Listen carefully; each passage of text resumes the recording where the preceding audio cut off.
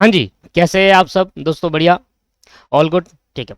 तो हम पढ़ रहे हैं रिवैल्यूएशन अकाउंट और प्रीवियस क्लास के अंदर मैंने रिवैल्यूएशन अकाउंट का आपको हाफ फॉर्मेट सिखा दिया था। आज मैं आपको इस फॉर्मेट को कंप्लीट करेंगे। आज की क्लास में हमारा बेसिकली क्या कवर करेंगे, एक तो रिवैल्यूएशन अकाउंट को पूरा करेंगे, उसके ब्याह पर उसकी जनरल एंट्री सीखेंगे और उसके ब्याह पर एक क्वेश्चन हम ट्राई करेंगे रिवैल्यूएशन का कैसे करेंगे, ठीक है। तो रिवैल्यूएशन अकाउंट सबसे पहले खत्म करते हैं। उससे पहले मैं आपको अब मैं रिवैल्यूएशन अकाउंट में जो भी ट्रांजेक्शन पुट करूंगा उसके पहले मुझे ट्रांजेक्शन का मतलब समझाना पड़ेगा। सबसे पहले हम मतलब समझेंगे कि अनरिकॉर्डेड लाइबिलिटी किसे कहते हैं। Unrecorded liability, unrecorded liability, unrecorded liability. दोस्तों एक दिन मैं ना जा रहा था, कहीं रास्ते में जा रहा था मैं, तो एक लड़का मुझे मिला। उसने कहा भाई आपने मुझे मेरे पैसे देने हैं। मैंने कहा भाई कौन से पैसे, मुझे तो याद ही नहीं। तो वो लड़का कह रहा है कि यार भाई आपने देने तो है। उसने मुझे जैसे तैसे याद दिलावा दिया कि यार आपने मुझे इतने पैसे देने हैं, आपने मुझे 1000 रुपये देने हैं। मैंने कहा 1000 रुपये नहीं देने भाई मुझे। उसने कहा याद करो भाई, मैंने उस दिन आपको पैसे दिए थे, आपने कहा था मुझे बाद में दोगे, पर आप भूल गए हो। मुझे याद है क्योंकि मेरे पैसे हैं, जिसको देने होते हैं वो भूल जाता है अक्सर, है ना। मैंने कहा यार भूल तो मैं गया हूँ। तो उसने मुझे जैसे तैसे याद दिला दिया। तो जब वो लड़का नहीं मिला था तब तक मेरी कोई भी लाइबिलिटी नहीं थी, बताओ सर। जब वो लड़का नहीं मिला था, वो लड़का मतलब मैं जा रहा था, जाने पर मुझे एक लड़का मिला। उसने कहा भाई आपने मुझे पैसे देने 1000 रुपये। मैंने कहा भाई कौन से पैसे। उसने मुझे याद दिला दिया कि हाँ देने, और मैं भी एग्री कर गया उसमें कि हाँ यार मेरे को देने हैं, याद आ गया मुझे वापसी, है ना। अब जब तक वो लड़का नहीं मिला था तब तक तो मेरी कोई भी लाइबिलिटी नहीं थी, और वो लड़का मिलते ही मुझे मेरी लाइबिलिटी अराइज हो गई। अब सेम कंडीशन ऐसे ही होता है दोस्तों, कभी कभी बिजनेस के अंदर हम कुछ ऐसी लाइबिलिटी होती है जो हम रिकॉर्ड नहीं करते। अब वो लड़का जो मुझे मिला उससे पहले मेरे को पता नहीं था मेरी कोई लाइबिलिटी है, और मैंने उसको रिकॉर्ड भी नहीं करा था, है ना। जैसे ही वो लड़का मिला उसने मुझे याद दिला दिया कि हाँ मुझे उसके 1000 रुपये देने, और मैं उस पर एग्री भी कर गया कि हाँ मुझे उसको पैसे देने हैं। तो अब जब तक वो लड़का नहीं मिला था तब तक मेरी कोई भी लाइबिलिटी नहीं थी, और जैसे ही वो लड़का मिला वैसे मुझे 1000 रुपये की लाइबिलिटी आ गई। तो ऐसी लाइबिलिटी जो आपने अपने बुक्स अकाउंट में रिकॉर्ड नहीं कर रखी, और बाद में पता चलता है कि अच्छा ये हमारी तो लाइबिलिटी है, पहले आपने बुक्स अकाउंट में रिकॉर्ड नहीं करी, और बाद में पता चलता है अरे ये तो भाई लाइबिलिटी अराइज हो गई। तो ऐसी लाइबिलिटी को अनरिकॉर्डेड लाइबिलिटी कहते हैं। वो लाइबिलिटी जो आपने अपनी बुक्स में रिकॉर्ड नहीं करी, अनरिकॉर्डेड। और वो लाइबिलिटी बाद में पता चली, हाँ अच्छा इसको भी पैसे देने थे क्या, अच्छा ये भी लाइबिलिटी थी क्या हमारी, हमने तो रिकॉर्ड करा ही नहीं। तो ऐसी लाइबिलिटी जब आपने रिकॉर्ड नहीं करी, आपको नहीं पता कि ऐसी भी कोई लाइबिलिटी है, बाद में आपको पता चलता है कि हाँ एक ये लाइबिलिटी हमें पे करनी थी, हमने इसको अपने बुक्स अकाउंट में रिकॉर्ड नहीं करी। ऐसी लाइबिलिटी को अनरिकॉर्डेड लाइबिलिटी कहते हैं। और ये लाइबिलिटी अराइज हो जाती है दोस्तों, पहले ये लाइबिलिटी हमारे बुक्स अकाउंट में शो नहीं हो रही थी, पर अब ये हमारे बुक्स अकाउंट में शो होगी, क्योंकि अब हम उस पर एग्री कर रहे हैं कि ये हमें पे करनी है। क्लियर है या नहीं है? अनरिकॉर्डेड लाइबिलिटी क्या लिखे सर? तो ऐसी लाइबिलिटी जो बुक्स अकाउंट में रिकॉर्ड नहीं की जाती, नहीं की गई थी, पर वो लाइबिलिटी एकदम से अराइज हो गई, तो ऐसी लाइबिलिटी को अनरिकॉर्डेड लाइबिलिटी कहते हैं। ऐसी लाइबिलिटी जो बुक्स ऑफ अकाउंट में, ऐसी लाइबिलिटी जो बुक्स ऑफ अकाउंट में रिकॉर्ड नहीं की गई थी,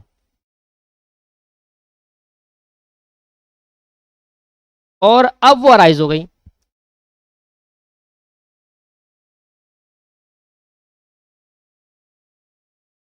और जैसी वो अराइज हुई दोस्तों, वैसे ही क्या बन गई, हमारे ऊपर एक लाइबिलिटी अराइज हो गई, है ना। अब वो अराइज हो गई, ऐसी लाइबिलिटी को अनरिकॉर्डेड लाइबिलिटी कहते हैं।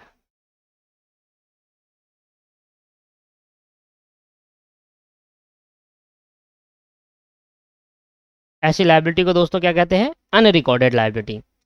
तो दोस्तों अभी तक आपने ऐसी लाइबिलिटी को बुक में नहीं रखी थी, और एकदम से वो लाइबिलिटी अराइज होगी। जैसे कि एग्जांपल, मान लो मेरी एक पार्टनरशिप फर्म है,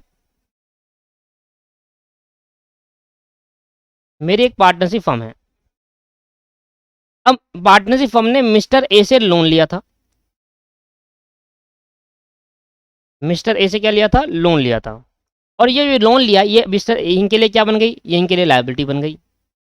पर ये लायबिलिटी दोस्तों बुक्स ऑफ अकाउंट में रिकॉर्ड नहीं करी।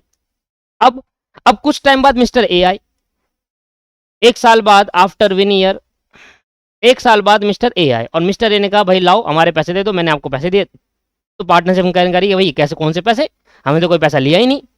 ठीक है, तो वो लोन जो मिस्टर ए से पार्टनरशिप फर्म ने लिया था वो रिकॉर्ड करना भूल गए, ये रिकॉर्ड नहीं करा अपने बुक्स अकाउंट में, और अब मिस्टर ए उससे पैसे मांगने आ रहा है। तो ऐसी लायबिलिटी, ये क्या है, लायबिलिटी, ऐसी लायबिलिटी जो रिकॉर्ड नहीं की, अब वो लायबिलिटी अराइज हो गई।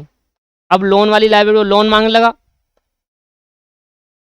तो अब ये लायबिलिटी अराइज हो गई, तो इसको बोलते हैं अनरिकॉर्डेड लायबिलिटी। ऐसी लायबिलिटी जो हमने रिकॉर्ड नहीं करी थी अपने बुक्स अकाउंट में, और वो लायबिलिटी बाद में हमें पता चली अच्छा ये भी एक लायबिलिटी थी, तो ऐसी लायबिलिटी को अनरिकॉर्डेड लायबिलिटी कहते हैं। तो बताओ, अभी तक आपके बुक्स अकाउंट में ऐसी कोई भी लायबिलिटी नहीं थी, ट्रांजैक्शन बताना, ट्रीटमेंट बता रहा हूं, अभी तक आपके बुक्स अकाउंट में ऐसी कोई भी लायबिलिटी नहीं थी। अब एकदम से ही पता चला कि हाँ यार मुझे पे करना, और मैं इस पे एग्री भी कर रहा हूं कि हाँ मिस्टर ए को मुझे पे करना थे, मैं रिकॉर्ड करना भूल गया अपने बुक्स अकाउंट में। तो अब क्या आपके ऊपर लायबिलिटी अराइज हुई, नहीं हुई? क्या एकदम से लायबिलिटी अराइज होना एक तरीके का लॉस है या नहीं? मेरी जेब में अभी तक मैं खुश था कि मुझे किसी को कोई पैसे नहीं देने, मिस्टर ए को कोई पैसे नहीं देने, मिस्टर ए आए, उसने मुझे समझाया, मैं एग्री कर गया, अब मुझे मिस्टर ए को पैसे देने हैं। तो ये एक तरीके का क्या माना जाएगा, लॉस माना जाएगा। वो लायबिलिटी जो अभी तक आपको पे नहीं करनी थी, पर अब आपको लग रहा है कि हाँ यार मुझे मेरे ऊपर लायबिलिटी है जो कि मैं रिकॉर्ड करना भूल गया था, मैंने रिकॉर्ड नहीं करी थी, अब मुझे इस पे पे करना है। तो ऐसी लायबिलिटी एक तरीके का क्या माना जाता है, लॉस माना जाता है। तो इसको हम कहाँ मार देंगे, इसको हम अपने डेबिट साइड पर डाल देंगे। Profit and loss adjustment appropriation, अरे रे रे ये क्या कर दिया मैंने यहाँ पर, एप्रोप्रिएशन थोड़ी ना आएगा, एडजस्टमेंट कहेंगे इसको, profit and loss adjustment account. Sorry भाई, पिछली क्लास की गलती, profit and loss adjustment account, ठीक कर लेना सर इसको, adjustments account, profit and loss adjustment account. ठीक है, एप्रोप्रिएशन लिख दिया, बोल में एडजस्टमेंट रहा था, पर लिख मैंने गलती से एडजस्टमेंट, देखो यहाँ एडजस्टमेंट, यहाँ गलती से एप्रोप्रिएशन लिख दिया। ठीक है, तो ऐसी लायबिलिटी जो आपको अभी तक पे नहीं करनी थी पर एकदम से ही पे करने लगनी है, एकदम से ही पे करनी है, एकदम से अराइज हो गई, वो लायबिलिटी जो मैंने रिकॉर्ड नहीं करी थी अब मुझे पता है वो मुझे पे करनी है, तो ऐसी लायबिलिटी को लॉस माना जाता है, और उस लॉस को मैं अपने प्रॉफिट एंड लॉस एडजस्टमेंट या रिवैल्यूएशन अकाउंट के डेबिट साइड में डालूंगा। कहां डालेंगे, अनरिकॉर्डेड एसेट, अनरिकॉर्डेड एसेट, क्योंकि हम इसको क्या ट्रीट करेंगे दोस्तों, लॉस ट्रीट कर लेंगे। आओ, same as it is unrecorded liability, same as it unrecorded liability गई ना, अनरिकॉर्डेड एसेट, अनरिकॉर्डेड एसेट। तो अब हम सीखते हैं अनरिकॉर्डेड एसेट। सेम वही चीज कि भाई मैंने किसी को पैसे दिए, ठीक है, मैं उसको पैसे देने के बाद भूल गया, अब जब मैं किसी को पैसे दूंगा, मान ले तो एक फर्म है, एक पार्टनरशिप फर्म है, एक फर्म ने मिस्टर बी को कुछ पैसे पे करा, मान लो 10,000 रुपये, इसने 10,000 रुपये पे कर दिए। जैसे इसने फर्म ने मिस्टर बी को 10,000 रुपये करे, तो फर्म के लिए मिस्टर बी कौन हो गया, डेटर, है ना। डेटर कौन होते हैं, वो पर्सन जिनसे हमें पैसा लेना होता है, हम कौन है, फर्म, तो हमें किससे पैसा लेना है, मिस्टर बी से, क्योंकि हमने उसको पैसा दिया था। अब क्या हुआ, जो मैंने पे करा 10,000 रुपये, ये किसके लिए, इसके लिए, फर्म के लिए क्या बन जाएगी, ये फर्म के लिए भैया एसेट बन जाती। आपने पे करा तो फर्म के लिए एसेट बन जाती, वो भी किस नाम की, डेटर नाम की, है ना। भाई फर्म ने पे करा मिस्टर बी को, कोई लायबिलिटी थोड़ा थी पे करने की, मिस्टर बी ने मांगा, हमने दे दिए। अब मिस्टर बी के लिए ये 10,000 रुपये क्या बन गया, उसको भाई पे करना है हमें, ये इसके लिए लायबिलिटी बन गई, ये हमारे को क्रेडिटर मानेगा, है ना, क्योंकि इसके लिए लायबिलिटी हमने पे करा, अब ये हमको वापसी करेगा। अब दोस्तों क्या हुआ कि हम ना ये एसेट को रिकॉर्ड करना भूल गए, हमने अपनी बुक्स अकाउंट में इस एसेट को रिकॉर्ड नहीं करा, हमने अपनी बुक्स अकाउंट में इस एसेट को रिकॉर्ड नहीं किया, काटने का मतलब है नहीं किया, books of account, BOA for books of account में रिकॉर्ड नहीं किया, और ऐसा ना करने तो हम भूल गए भाई रिकॉर्ड करना। अब क्या हुआ, एक दिन मिस्टर बी आए और मिस्टर बी हमारे पास आए और उन्होंने हमसे कहा कि सर मेरे को, मैंने आपसे पैसे लिए थे 10,000 रुपये, हम फर्म है। फर्म ने कहा भाई कौन से पैसे, हमने तो कोई पैसे दिए नहीं। कह रहे सर आपने मुझे दिए थे, आप भूल गए, अपने बुक्स अकाउंट में रिकॉर्ड करना भूल गए, मुझे आपको पैसे देने थे 10,000 रुपये, ये लो आपके 10,000 रुपये मैं आज आपको पे कर रहा हूँ। तो ये जो 10,000 रुपये अब मिस्टर बी कह रहे हैं कि मुझे आपको पे करना है, और वो हमें पे कर रहा है, तो ऐसी ये पे करना है, मिस्टर बी क्या कह रहे हैं, अब मुझे 10,000 रुपये आपको पे करना है क्योंकि आपसे मैंने पहले लिए थे। फर्म भूल गई इसको, कि यार ये तो मैंने ऐसा कोई था ही नहीं, मेरे पे तो मैंने कोई मिस्टर बी को पैसे नहीं दिए। अब दिए तो है एक्चुअल में, पर फर्म ने रिकॉर्ड नहीं करा, क्योंकि फर्म ने बहुत पहले दिए होंगे। मान लो 1 अप्रैल को दिए, 1 अप्रैल 2020 को दिए, और ये आ रहा है 1 अप्रैल 2022 में आ रहा है, मान लेते हैं जैसा जमसन की 1 अप्रैल 2022 में आ रहा है, 2 साल बाद आ रहा है पैसे देने। तो भाई 2 साल में तो सब कुछ भूल जाता है इंसान, कल खाया है वही भूल जाता है। तो ये 2 साल की बात है, वो रिकॉर्ड करा भी नहीं, एक तो वो अपने बुक्स अकाउंट में देख रहा है, भाई ऐसे तो कोई हमारी एसेट है ही नहीं, हमने तो किसी को पैसे दिए नहीं। पर मिस्टर बी ईमानदार, वो कह रहे जी भैया आपने पैसे दिए थे, आपने मेरी प्रॉब्लम में मदद करी थी, ये लो आप अपने वापसी ले लो पैसे, आपको याद नहीं है पर मेरे को याद है आपने दिए थे। तो अब वो एसेट फर्म के अंदर रिकॉर्ड नहीं हो रखी थी, और एकदम से मिस्टर बी आए कह रहे जी हमें जो आपको पैसे देने हैं। तो ऐसी एसेट को क्या बोल देंगे? Unrecorded asset. ऐसी एसेट को क्या बोल देंगे? बताओ मेरा फायदा हो गया, लॉस हो गया? अभी तक मुझे लग रहा था कि मुझे मिस्टर बी से पैसे नहीं लेने, अभी तक मुझे क्या लग रहा था कि मुझे मिस्टर बी से कोई पैसा नहीं लेना, पर मिस्टर बी एक दिन आए और उन्होंने कहा कि मुझे आपको पैसे देना है, क्योंकि आपने मुझे 2 साल पहले पैसे दिए थे, अब मैं वो पैसे आपको लौटा रहा हूं। तो 2 साल के अंदर मैंने अपनी एसेट को रिकॉर्ड नहीं करा, और मैंने ये नहीं लिखा कहीं पर भी कि मिस्टर बी से मुझे पैसे लेना, भूल गया मैं रिकॉर्ड करना, भूल गया तो भूल गए 2 साल तक। अब एक दिन मिस्टर बी आ गए, मिस्टर बी ने कहा जी हमें को तो आपको तो पैसे देने हैं, और उन्होंने पैसे देने का बोला, और हमारे पास एकदम ही एसेट जनरेट हो गई। तो ऐसी एसेट जो हम अपने बुक्स अकाउंट में रिकॉर्ड नहीं करते, और एकदम से ही वो एसेट जनरेट हो जाती है, पता चल जाती है कि ये भी हमारी एक एसेट है, ऐसी एसेट को अनरिकॉर्डेड एसेट कहा जाता है। और ये अनरिकॉर्डेड एसेट देखा जाए तो हमारे लिए फायदा है। अभी तक हमें कोई पैसा किसी से नहीं लेना था, हमारे लिए कोई बेनिफिट नहीं था, एकदम से ही बेनिफिट अराइज हो गया, तो फायदा हुआ नहीं हुआ? अरे कोई आपसे कहे कि मुझे आपको 10,000 रुपए देना, आपको तो बल्ले बल्ले हो जाएगी, समझने की कोशिश करे।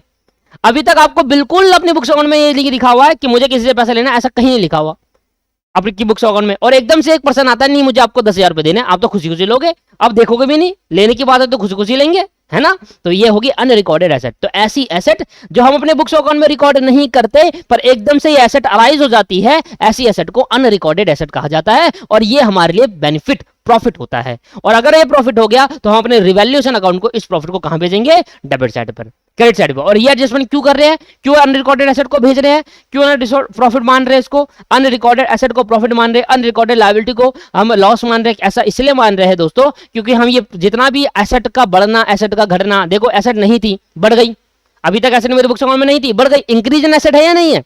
यस। अभी तक मेरे बुक्स अकाउंट में लायबिलिटी नहीं थी, एकदम से बढ़ गई, इंक्रीज इन लायबिलिटी हुई नहीं हुई?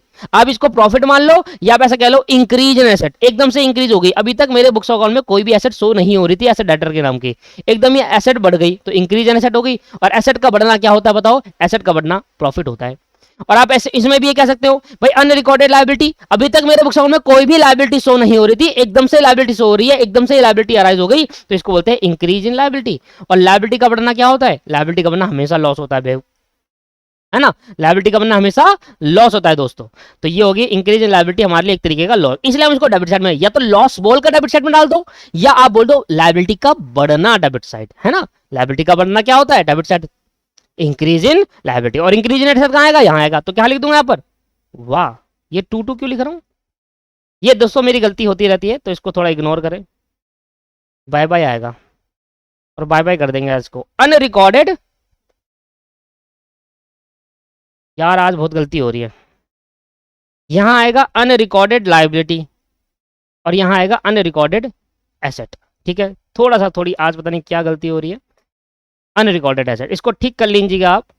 अनरिकॉर्डेड एसेट होता है इंक्रीज इन एन एसेट, अभी तक मेरी बुक्स अकाउंट में कोई भी एसेट शो नहीं हो रही थी, और अब एसेट बढ़ गई एकदम से, तो हमारे लिए बेनिफिट हो गया, इसलिए हम इसको क्रेडिट साइड पे भेजेंगे।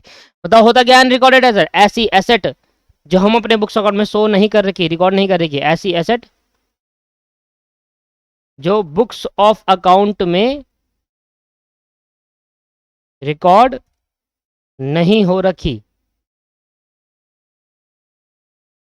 और एकदम से अराइज हो गई।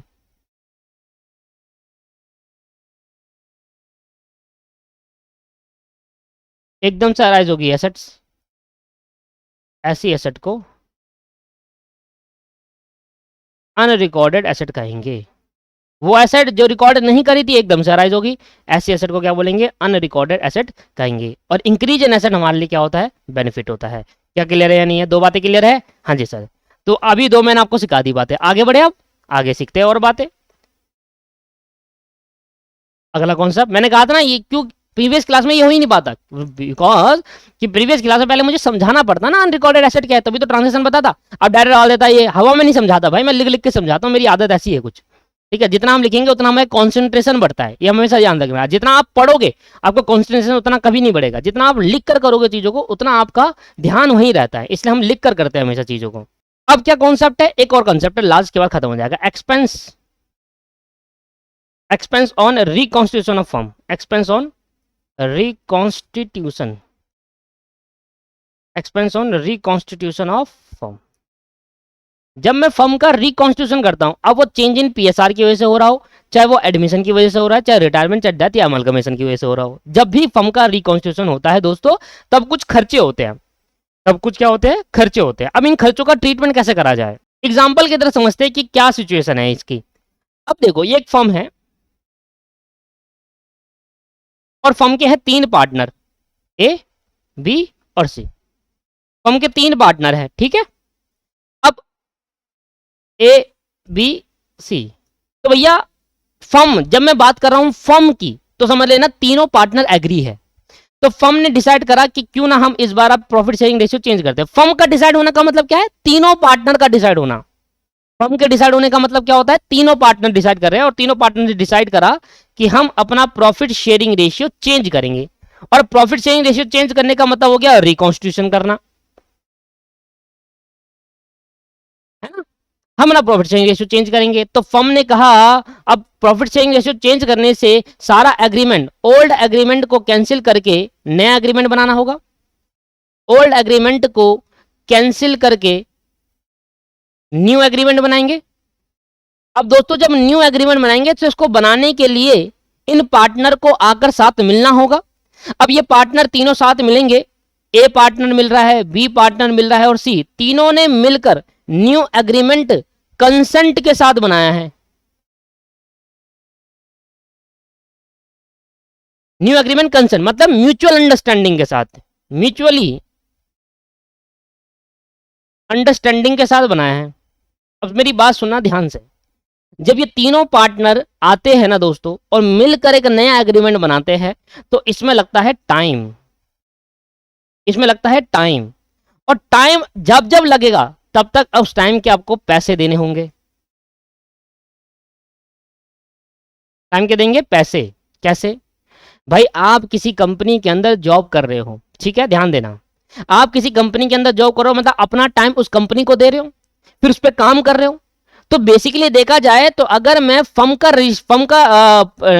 मैं कहूंगा कि एग्रीमेंट चेंज हुआ है पार्टनर्स का या फर्म का, सर हमेशा बोलते हैं फर्म का, जब फर्म का नाम लेते हैं तो समझ लेना ऑल पार्टनर आ जाते हैं।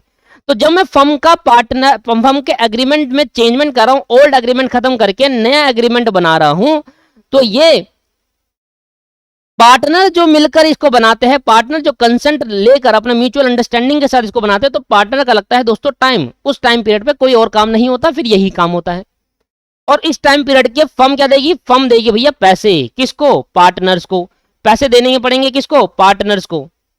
और जब हम पार्टनर को पैसे देंगे और कहेंगे कि पार्टनर तुम काम कर रहे हो रिकॉन्स्टिट्यूशन के लिए, रिकॉन्स्टिट्यूशन करने में तुम्हारी टाइम लग रहा है, क्योंकि रिकॉन्स्टिट्यूशन का फर्म तो यार बिल्डिंग है, फर्म तो करेगी नहीं। फर्म कौन करेगा, करेंगे पार्टनर। पार्टनर क्या करेंगे, रिकॉन्स्टिट्यूशन का सारा प्रोसीजर करेंगे, सारे एग्रीमेंट नया बनाएंगे, उस एग्रीमेंट को कोर्ट में ले जाकर वहां अटैच करवाएंगे, पार्टनरशिप डीड को लीगल करवाएंगे, है ना। वो सभी चीज काम कौन करवाएगा, पार्टनर करवाएगा। अब इस पार्टनर जब करवाएंगे सारा काम तो उसमें लगेगा टाइम। तो फर्म कहती है कि आपने जो टाइम लगाया है रिकॉन्स्टिट्यूशन करने के लिए, हम आपको इसके बदले का देंगे रेम्युनरेशन। दोबारा सुनना क्या बोला मैंने, फर्म क्या कह रही है, फर्म कह रही है कि आपने पार्टनर जो टाइम लगाया है रिकॉन्स्टिट्यूशन, पार्टनर ने जो टाइम लगाया है रिकॉन्स्टिट्यूशन करने के लिए, फर्म कह रही है पार्टनर ने जो टाइम लगाया है, पार्टनर्स ने जो टाइम दिया है रिकॉन्स्टिट्यूशन करने के लिए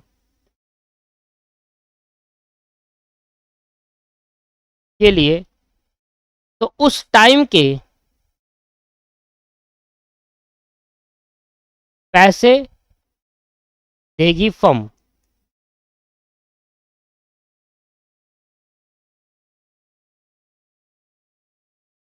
और इस पैसे को हम नाम देंगे रेम्युनरेशन।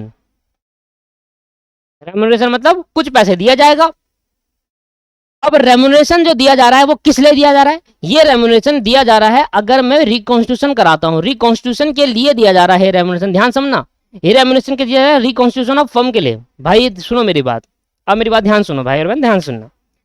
आप ये मानो कि यार रिकॉन्स्टिट्यूशन होने के लिए भी तो कोई पर्सन चाहिए ना, ऐसी हवा में तो रिकॉन्स्टिट्यूशन नहीं हो जाएगा। पहले पुराने एग्रीमेंट को खत्म करेंगे, कैंसिलेशन का प्रोसीजर करेंगे, फिर नया एग्रीमेंट बनाएंगे, उसको लीगल डॉक्यूमेंट करके अटैच करवाएंगे। सारा काम होता है एज पर पार्टनरशिप एक्ट काम होगा। जब एज पर पार्टनरशिप एक्ट काम होगा तो उसमें टाइम लगाया जाएगा, सारे पार्टनर को आना पड़ेगा क्योंकि साइन होंगे सारे पार्टनर के, एग्री होंगे सारे पार्टनर, वहां खड़ा होना पड़ेगा, जज साहब के सामने वो साइन करेंगे, वहां पर ऐसे करके प्रोसीजर होगा। अब ये सारे प्रोसीजर के अंदर भाई उन पार्टनर का टाइम लग रहा है नहीं लग रहा? वो और काम छोड़कर रिकॉन्स्टिट्यूशन पे ध्यान दे रहे हैं नहीं दे रहे? दे रहे हैं। अब जब वो रिकॉन्स्टिट्यूशन पे ध्यान दे रहे हैं तो इस बदले के उनको 2 दिन 3 दिन 4 दिन लग गया, क्या उन 2 3 4 दिन के लिए आपको पैसे नहीं देना पड़ेगा? देना पड़ेगा। तो फर्म कह रही है जब भी कभी रिकॉन्स्टिट्यूशन होगा, ड्यू टू किस वजह से हो रहा है? पार्टनरशिप प्रॉफिट चेंज करने की वजह से, एडमिशन के चेंज होने की वजह से, किसी भी चीज की वजह से अगर रिकॉन्स्टिट्यूशन होता है तो उस रिकॉन्स्टिट्यूशन करने के लिए पार्टनर आगे आते हैं और पार्टनर अपना टाइम देते हैं रिकॉन्स्टिट्यूशन करने के लिए। जब पार्टनर अपना टाइम देंगे तो उस टाइम के बदले का रेम्युनरेशन देगी फर्म, और ये फर्म की जिम्मेदारी है कि वो उस पैसे उसको रेम्युनरेशन दे। किसको दे रेम्युनरेशन? पार्टनर्स को रेम्युनरेशन दिया जाएगा क्योंकि वो अपना टाइम दे रहे हैं। और ये रेम्युनरेशन दिया कब जा रहा है? ये रेम्युनरेशन दिया जा रहा है रिकॉन्स्टिट्यूशन करने के लिए, कि आपने भैया रिकॉन्स्टिट्यूशन करना है इसलिए आप अपना टाइम दे रहे हो, सारे पार्टनर टाइम दे रहे हैं, तो हम आपको बदलेगा इसका रेम्युनरेशन प्रोवाइड करेंगे। तो रेम्युनरेशन जो दिया जा रहा है फर्म द्वारा, किसको? पार्टनर को। किस लिए दिया जा रहा है? क्योंकि वो रिकॉन्स्टिट्यूशन करते हैं फर्म का। फर्म के रिकॉन्स्टिट्यूशन करने के लिए पार्टनर आए और पार्टनर ने अपना टाइम दिया तो फर्म उनको उसके बदले का क्या देगी? रेम्युनरेशन। और ये फर्म के लिए क्या माना जाएगा? एक्सपेंस। ये फर्म के लिए क्या माना जाएगा? एक्सपेंस माना जाएगा। ये फर्म के लिए क्या माना जाएगा? ये एक्सपेंस माना जाएगा फर्म के लिए। किसके लिए माना जाएगा एक्सपेंस? फर्म के लिए, क्योंकि फर्म किसको देगी? पार्टनर को। अब जब फर्म पार्टनर को देगी खर्चा, ये खर्चा क्या है? ये रेम्युनरेशन है जो पार्टनर ने काम किया रिकॉन्स्टिट्यूशन के लिए, इसलिए इसका नाम पड़ गया expense on reconstitution of firm. Concept का नाम क्या है? Expense on reconstitution firm. Expense कौन सा होता है रिकॉन्स्टिट्यूशन फर्म में? अगर जब भी मैं फर्म को रिकॉन्स्टिट्यूशन करता हूं because of change in PSR, admission, retirement, death, amalgamation, किसी वजह से भी अगर मैं फर्म का रिकॉन्स्टिट्यूशन करता हूं तो पार्टनर का टाइम लगता है उस रिकॉन्स्टिट्यूशन में, और पार्टनर का टाइम लगेगा तो फर्म कह रही है आप जितना टाइम इसमें लगाओगे उतना टाइम के आपको पैसे दिए जाएंगे, that the name of remuneration. और ये फर्म के लिए खर्चा हो जाएगा, इसलिए इसका नाम पड़ गया expense on reconstitution of firm. क्या पड़ गया दोस्तों? Expense on reconstitution. एक्सपेंस जो खर्च हुआ किसका? फर्म का। एक्सपेंस जो खर्च हुआ फर्म का वो रिकॉन्स्टिट्यूशन करने की वजह से खर्च हुआ, इसलिए नाम पड़ा expense on reconstitution of firm. लो बाजी, बात क्लियर है या नहीं है? क्लियर है। लिख ले इसके अंदर, कॉन्सेप्ट अच्छे से समझ में आ रहा है आपको? एक्सपेंस में बी इंकर्ड, एक्सपेंस में बी इंकर्ड। अच्छा, ऐसे ये खर्चे भी ऐसे भी होते हैं, जो रेम्युनरेशन दिया जा रहा है वो भी खर्चा होता है, और लीगल डॉक्यूमेंट भी बनते हैं इसलिए उसमें भी खर्चा होता है, तो वो सभी खर्चे इंक्लूड होते हैं। जैसे रेम्युनरेशन देना, आपके पास लीगल डॉक्यूमेंट बनाना, नया एग्रीमेंट बनाएंगे तो लीगल डॉक्यूमेंट में जो एक्सपेंसिस लगेगा वो है ना, लीगली काम में जो भी एक्सपेंस लगेगा, है ना भाई? आप भाई पार्टनर तो अपना टाइम देंगे, साथ में लीगल खर्चा भी तो होगा भाई। पार्टनर से डीड बनाओगे उसके पैसे लगेंगे, आपको एफिडेविट बनाना पड़ेगा, बहुत कुछ होता है उसके अंदर, वो सभी लगेगा, तो वो सभी चीजें एक्सपेंस के अंदर इंक्लूड कर लेते हैं हम। रेम्युनरेशन भी इंक्लूड कर लेते हैं और अपना लीगल एक्शन, लीगल वाले खर्चे भी इंक्लूड कर लेते हैं। तो एक्सपेंस में भी इंकर्ड, एक्सपेंस में भी incurred by the firm, expense may be incurred by the firm to give the effect of reconstitution, to give the effect of reconstitution of firm। पहला पॉइंट। दूसरा पॉइंट लिखना, these expense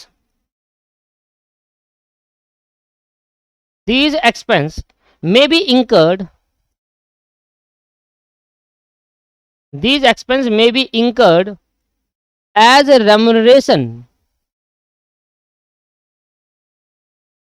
to a partner, remuneration to a partner, ठीक है। और कौन कौन से खर्चे हो सकते हैं, ये एक्सपेंस में क्या क्या इंक्लूड है, रेम्यूनरेशन पार्टनर को देना, वो अपना टाइम लगा रहे हैं, और payment to outsider, payment to outsider जैसे कि क्या, हमने भाई किसी वकील को हायर करा, भाई हमारा एक पार्टनरशिप एग्रीमेंट, तो वकील की फीस हो गई, आउटसाइडर को जो पेमेंट हुई है, पेमेंट टू आउटसाइडर वो भी इस खर्चे के अंदर इंक्लूड होगा। Payment to outsider party for rendering service, for rendering service, भाई कौन कौन है भाई आपका वो पर्सन, कौन, लॉयर, एडवोकेट, लॉयर नहीं एडवोकेट, लॉयर लोग होते हैं, एडवोकेट लोग, एडवोकेट साहब भाई जो हमारा सारा प्रोसीजर करवाएंगे पार्टनर्स, क्योंकि लीगल चीजें तो उनको ही पता है, ये सारे एबीसी जो पार्टनर है वो या तो आर्ट साइड से है या तो वो साइंस साइड से है, कॉमर्स साइड से नहीं है, और ना इन्होंने सीएस सीए में सीएस करी हुई है, ठीक है। तो ये आपके पास एडवोकेट के पास जाएंगे, कहेंगे भाई हमें तो नॉलेज नहीं, हम तो साइंस साइड से है, तो हमारा आप पार्टनरशिप डीड चेंज कर दीजिए, तो भाई ये फीस लेगा अपनी, भाई एडवोकेट फीस लेगा अपनी, तो वो फीस भी इस एक्सपेंस पे इंक्लूड कर दी जाएगी। क्लियर है नहीं है, क्लियर है, ठीक है सर। चलो तो अब एंट्री सीखते हैं, एंट्री है जर्नल एंट्री, यहां पर लिखते हैं जर्नल एंट्री, समझ में आया ना, RAM expense on reconstitution of firm का कॉन्सेप्ट क्या है, हाँ जी सर समझ में आ गया। अब यहां पर एंट्री लिखेंगे, एंट्री की जो पहली एंट्री हमारी वो है कि when remuneration paid to partner, when remuneration paid to partner, जब मैं रेम्यूनरेशन पार्टनर को पे करूंगा, अच्छा तो भैया मुझे बताओ सिंपल एंट्री बताओ, सिंपल एंट्री है कि मैंने किसी पार्टनर को सैलरी दी, मैंने किसी पार्टनर को क्या दिया, सैलरी दी, तो एंट्री होती है salary account debit to partner account, है ना, सिंपल सी बात है ना, पार्टनर की कैपिटल को बढ़ा देंगे और क्योंकि मेरा खर्चा है तो सैलरी लिख देंगे। अच्छा मैं रेम्यूनरेशन दूंगा किसी पार्टनर को, तो क्या एंट्री होगी, नॉर्मल एंट्री, नॉर्मल एंट्री तो ये होती है भैया हमें आपने रेम्यूनरेशन दिया तो रेम्यूनरेशन खर्चा होता है, खर्चा सारे डेबिट होंगे, तो रेम्यूनरेशन अकाउंट कर देंगे डेबिट, और टू पार्टनर कैपिटल अकाउंट कर देंगे क्योंकि उनकी कैपिटल बढ़ाएंगे, क्योंकि अब फर्म को पैसा देना है तो फर्म के ऊपर बन गई लायबिलिटी। तो बेसिकली एंट्री क्या होनी चाहिए, एंट्री लिखना मत, अभी गलत है, रेम्यूनरेशन दिया, रेम्यूनरेशन अकाउंट कर देंगे डेबिट, ये हो गया खर्चा, एक्सपेंस का बढ़ना क्या होता है, debit, debit all the losses and expense, ठीक है ना।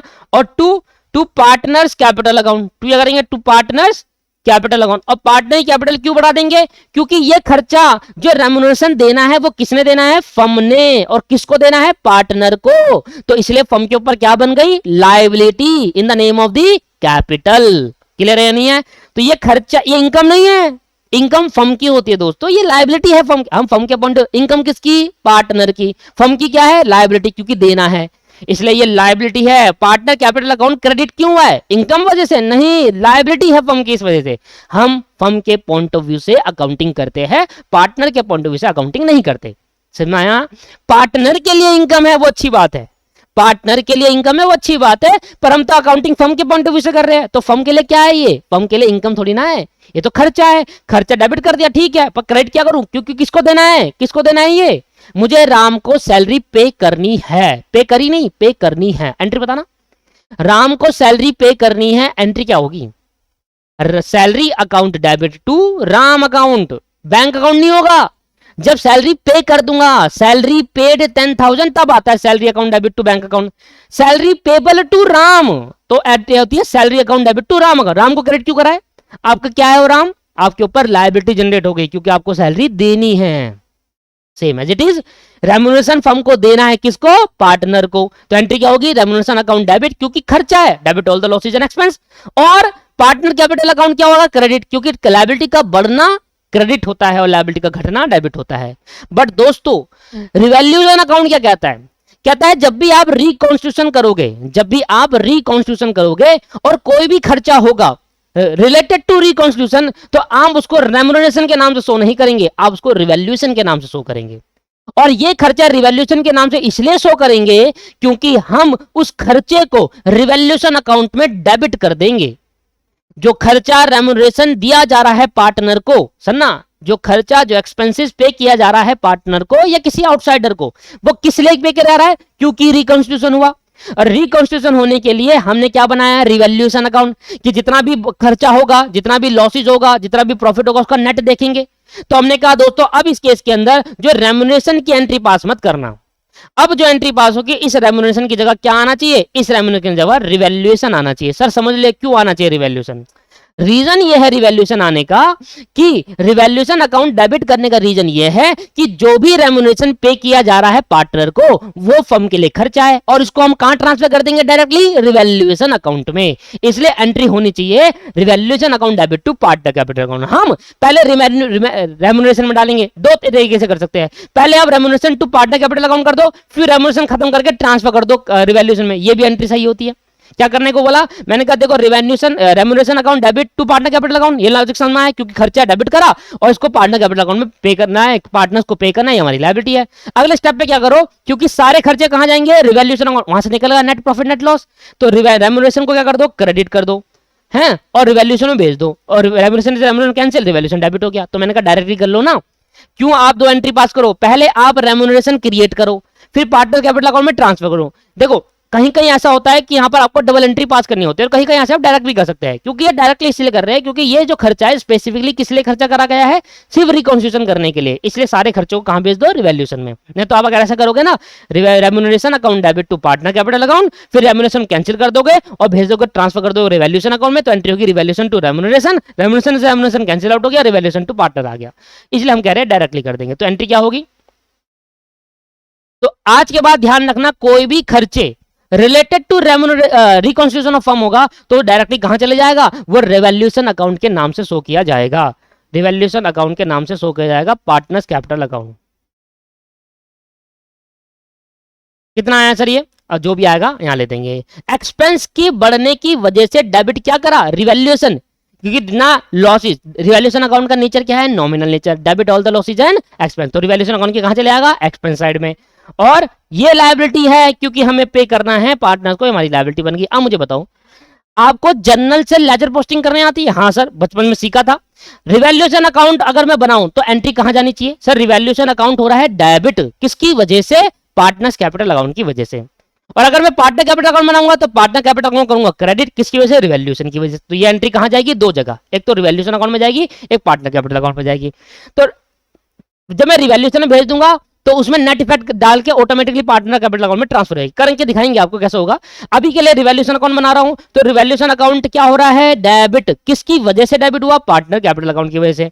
तो आओ सर रिवैल्यूएशन अकाउंट क्या कर देंगे सर, डेबिट कर देंगे, कहां गया, ये रहा, यहां करेंगे टू रिवैल्यूएशन अकाउंट, क्या कर रहा हूं ना, रिवैल्यूएशन अकाउंट क्या कर रहा हूं, डेबिट, किसकी वजह से, पार्टनर्स कैपिटल अकाउंट की वजह से। रिवैल्यूएशन मत डाल देना यहां पर, पार्टनर्स कैपिटल अकाउंट की वजह से, और ब्रैकेट में लिख देंगे एक्सपेंस की वजह से ये डेबिट हुआ है। डेबिट क्यों हुआ, क्योंकि खर्चा है इसलिए रिवैल्यूएशन अकाउंट में डेबिट करा है, और ये किसको देना है, ये अभी दिया नहीं है, बैंक से पे नहीं हुआ है, देना है, पार्टनर की कैपिटल बढ़ा दी इसलिए लायबिलिटी बढ़ गई, रिवैल्यूएशन डेबिट हुआ पार्टनर कैपिटल अकाउंट की वजह से। क्लियर, क्लियर है सर, क्लियर है। अच्छा एक तो ये खर्चे मैंने लिया, मेरे कहा भाई दो टाइप के खर्चे होते हैं एक्सपेंसेस में, रिकॉन्स्टिट्यूशन, एक्सपेंशन, रिकॉन्स्टिट्यूशन के अंदर दो टाइप के खर्चे हो गए।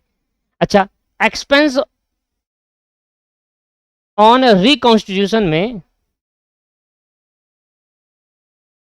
Expense on reconstitution of firm के अंदर दो टाइप के खर्चे होते हैं, मैंने आपको बताया। एक वो खर्चा होता है जो पार्टनर को रेम्युनरेशन दिया जाता है, एक वो खर्चा होता है जो पार्टनर को रेम्युनरेशन दिया जाता है, और एक वो खर्चा होता है जो इसको हम कहेंगे अदर एक्सपेंस, जो कि अदर पार्टी को दिया जाता है, जो अदर पार्टी सर्विस दे रही है। दो पार्टी सर्विस देती है, एक तो पार्टनर्स देते हैं सर्विस, क्योंकि उनके बिना तो पार्टनरशिप डीड बनेगी नहीं, साइन होगा, जाना पड़ेगा, एक इनकी सर्विस हो गई। एक अदर एक्सपेंस हम ट्रीट करेंगे, और ये एक्सपेंस क्या होता है, अब ये एक्सपेंस जो है जैसे कि क्या, अदर पार्टी ने सर्विस दी, अदर पार्टी ने सर्विस दी, जैसे कि मैंने आपको बताया था ना एडवोकेट, कि भाई पार्टनर जाएंगे, अगर एडवोकेट की आपने सर्विस ली तो वो भी होगा। हम तो मैक्सिमम लेके चल रहे हैं भाई, मान लो एक दो पार्टनर है, तीन पार्टनर, उसमें से एक एडवोकेट है, तो अलग से नहीं मांगेगा पैसे, कहेगा भाई मुझे अलग से पैसे दीजिए, क्योंकि मैं अपनी सर्विस एज अ पार्टनर तो सर्विस दे ही रहा हूं, एज अ एडवोकेट भी तो सर्विस दे रहा हूं, तो अलग से दो। तो कभी भी किसी केस के अंदर आपको दो खर्चे होते हैं एक्सपेंस के, रिकॉन्स्टिट्यूशन के टाइम पे दो खर्चे हो गए, तो पार्ट रेम्युनरेशन देंगे किसको, एक रेम्युनरेशन देंगे सर पार्टनर को। जब पार्टनर को रेम्युनरेशन देंगे तो एंट्री होगी रिवैल्यूएशन अकाउंट, अभी सिखाई थी, रिवैल्यूएशन अकाउंट डेबिट कर देंगे क्योंकि खर्चा है, और किसको देना है, सर पार्टनर को देना है, तो पार्टनर को देंगे तो पार्टनर की कैपिटल अकाउंट बढ़ा देंगे, क्योंकि जब भी हम किसी पार्टनर को देते हैं, मैंने आपको सिखाया है, जब भी हम किसी पार्टनर को देते हैं तो वो क्या होता है दोस्तों, वो पार्टनर के ऊपर, हमारे ऊपर लायबिलिटी बन जाती है। जब भी हम पार्टनर को देना होता है ना, तो हम पार्टनर कैपिटल अकाउंट को बढ़ाते हैं और हमारे ऊपर लायबिलिटी बन जाती है। अच्छा, अब इसकी बात कर लेते हैं। अब अदर एक्सपेंस दोस्तों, कभी कभी ऐसा होता है कि जो खर्चा है, ये खर्चा बोन कौन करेगा, फिर से सुनो, एक्सपेंस बोन बाय फर्म। ये एक्सपेंस कौन बोन करेगा, फर्म बोन करेगी।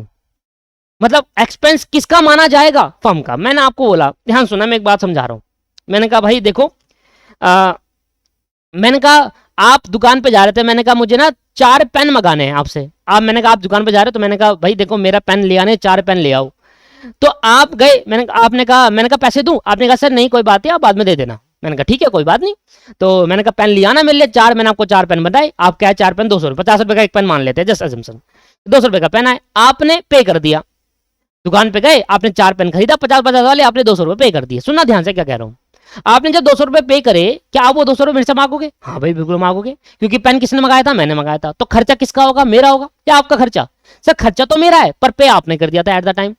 जब सुनो, यही तो कह रहा हूं मैंने पेन मंगाया आपसे, पर मैंने पैसे पे करे या आपने पे करे दुकानदार को? सर आपने। तो मतलब खर्चा किसी और का, पेमेंट किसी और ने करी। खर्चा किसी और का है और पेमेंट किसी और को कर दी गई है।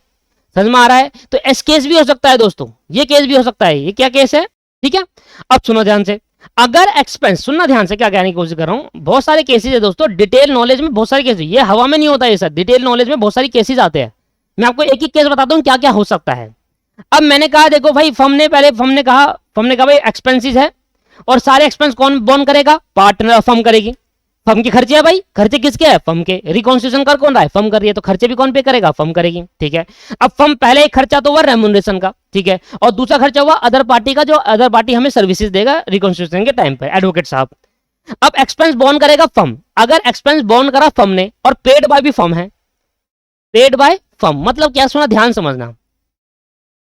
अगर एक्सपेंस किसका, फर्म का, पेमेंट किसने करी, फर्म ने ही। मैंने पेन लाने हैं, मेरे को पेन चाहिए, खर्चा मेरा होगा पेन का, दुकानदार को भी मैंने पेमेंट करी, तो एक्सपेंस किसका, मेरा।